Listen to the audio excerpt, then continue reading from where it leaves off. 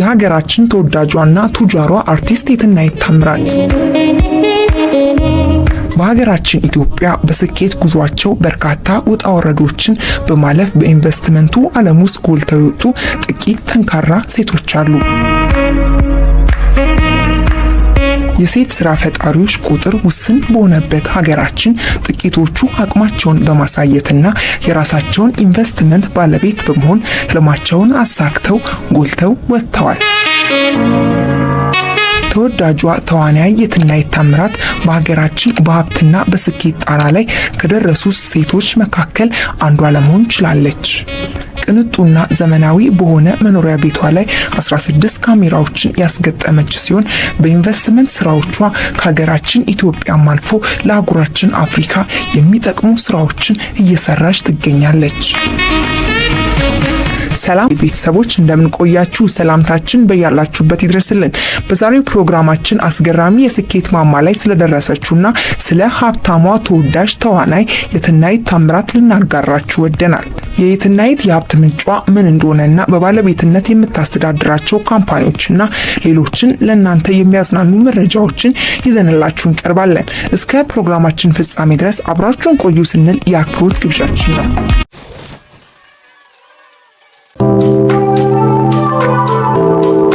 የትናየት ታምሩ ወይንም ደግሞ ብዙዎቹ ሚሚ በሚለው ስሟ ያውቋታል። ጠንካራ ስራ ፈጣሪና በጎ አድራጊ ተወዳጅ አርቲስት ናት።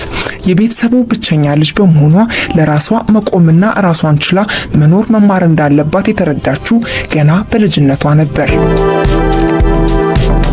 ራሷን እንድትችልና በራሷ መተማመን እንድትችል ሆናም ነው ያደገችው። ተፈጥሮን ማድነቅና መንከባከብ ትወዳለች። ለዚህም ማሳያ የሚሆነው በውብ መኖሪያ ቤቷ ላይ ከ3000 በላይ እጅግ አስገራሚና አስደናቂ የሆኑ እጽዋቶችን ተክላለች። ለቤቷም አስገራሚ የሆነ ውበትን ሰጥቶታል። በትርፍ ጊዜዋም አትክልቶችንና እጽዋቶችን በመንከባከብ ታሳልፋለች። የትናየት ታምራት በኢትዮጵያ በሀብትና በስኬት ጣራ ላይ ከደረሱና በጣት ከሚቆጠሩ ኢትዮጵያውያን ሴት የስራ ፈጣሪዎች መካከል አንዷ ናት። በገንዘብ ነክ ጉዳዮች ነፃ እንድትሆንና የራሷን ውሳኔ እንድትወስን በማድረግ የተካነችው አርቲስቷ ለብዙ ዓመታት ያክል የተለያዩ የንግድ ስራዎችን አቋቁማለች፣ ሰርታለች። ራሷን ለመቻልና ራሷን የቻለች ጠንካራ ሴት የመሆን ህልሟን እውን ለማድረግ የወደፊት ዓላማዋን ይጠቅመኛል ብላ በማሰቧ ብዙዎቹ ላይ ተጽዕኖ ፈጣሪም ናት። በአካውንቲንግና በቢዝነስ አድሚኒስትሬሽን ማስተርስ አላት። በግራፊክስ ዲዛይን፣ በአስተዳደርና ሌሎች ሶፍትዌር ስልጠናዎችንም ተምራለች። የመጀመሪያ ዲግሪዋን ከመመረቋ በፊት በካሳንቺስ አካባቢ በግሪንላንድ ሃውስሆልድ ኢምፖርተር ድርጅት ላይ በአካውንታንት ለ2 ወራት ያክል ሰርታለች። በአትላስ ሆቴል አካባቢ የራሷን የፕሪንቲንግ ካምፓኒ ከፍታ ሰርታለች። በቀጣይ ደግሞ ከባለቤቷ ጋር በመሆን አበባ በማምረት ስራዎችን ሰርታለች። ይቺ ጠንካራ የቢዝነስ ውመን በዛ ላይ ደግሞ የተዋጣላት ተዋናይ በኤሌክትሮኒክስ ስራዎች ላይ ተሰማርታም ሰርታለች። የማርኬቲንግና የቢዝነስ ዴቨሎፕመንት ዳይሬክተር በመሆን ከተወዳጅ አርቲስት ሰራዊት ፍቅሬ ጋር ለ10 ወራት ያክል አብረው ሰርተዋል። በዛም ብዙ ለውጦችንና ጥቅም ያሉ ገንዘቦችን አግኝታለች። ስፖርትስ ፊልም ፕሮዳክሽን የሚል የግል ድርጅት በመስራት የተለያዩ ፊልሞችና ዶክመንተሪዎችን እንዲሁም ማስታወቂያዎችን ትሰራለች፣ እየሰራችም ትገኛለች። በተጨማሪም ደግሞ በሕክምናው ዘርፍ ላይ የተሳተፈች ሲሆን የሲዩስ ዲያግኖስቲክ ኢትዮጵያ መስራች አባልና ባለቤትም ናት። ይህ ተቋም ደግሞ ከኢትዮጵያ አልፎ ለብዙ አፍሪካ አህጉር ለሚገኙ ህሙማን የሚያገለግልም ነው። አሁን ላይ የኤክስኪዩቲቭ ዳይሬክተር ኦፍ አፍሪካን በመሆን ሜዲኬ ሲዩዝ የሚባል ትልቅ የጤና ተቋም ላይ እየሰራች ነው። ይህ የሕክምና ተቋም ብዙ ስራዎችን ይሰራል። በዲኤንኤ ምርመራን፣ ፓቶሎጂ እና ሌሎች ይጠቀሳሉ። ሌላኛው ኢንቨስትመንት ደግሞ ስፖርት ኢትዮጵያ ግሩፕ የሚባል ሲሆን በመዲናችን አዲስ አበባ አስገራሚና ልዩ የሆኑ የሪል ስቴት ህንፃዎችን የሚሰራ ድርጅትም ነው። አሁን ላይም የስፖርት ኢትዮጵያ ዋና ኃላፊ ናት።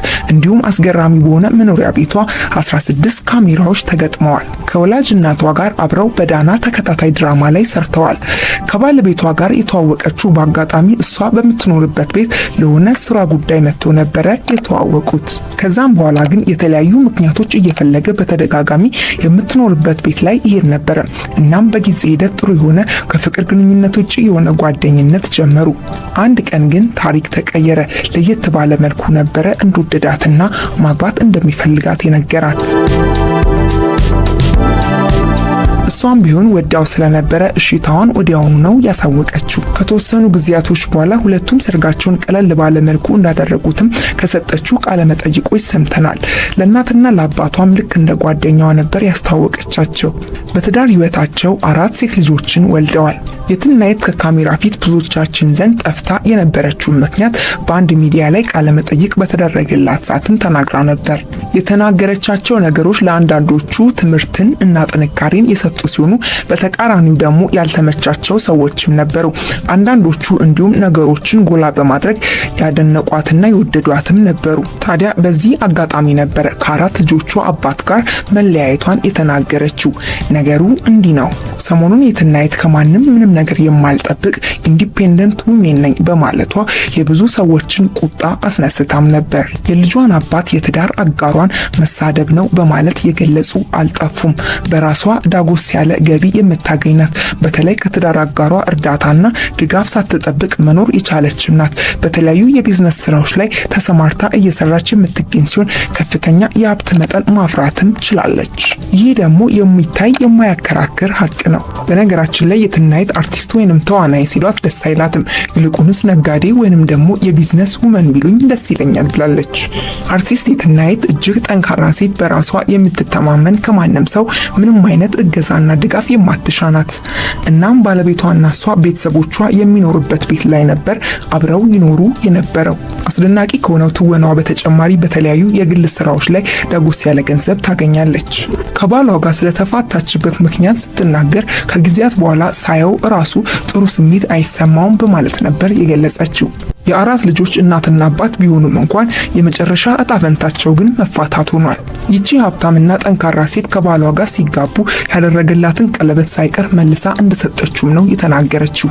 በእነዚህ ሁሉ የግል ስራዎቿ ምክንያት ከፊልሙ ዓለም በመራቋ አስደናቂ በሆኑ የትወና ችሎታዋ ዳግም ለማየት አድናቂዎቿ ጓጉተዋል። የሌላን ሰው ቁስ ወይንም ገንዘብ ለራሷ ማድረግ አትፈልግም።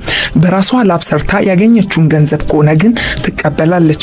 ከላይ በጠቀስኳቸው ስራዎቿ እንዲሁም ሌሎች ላይ በመሰማራት በቀጣይ ለብዙ ወጣቶችና ሰዎች የስራ ዕድል መፍጠር ላይ ዋና ዓላማ አድርጋ መስራትም አስባለች። የሁሉ ሰዎች ለዛሬ ያዝንላችሁ ፕሮግራም ይህንን ይመስል ነበር። በቀጣይ ለእናንተ የሚያስገርሙ፣ የሚያዝናኑ፣ ትምህርት የሚሰጡ ፕሮግራሞችን ይዘንላችሁ እንቀርባለን። ቪዲዮ ላይክ፣ ሼር እና ሳብስክራይብ በማድረግ ቤተሰብ ይሁኑ። ጤና ይስጥልን።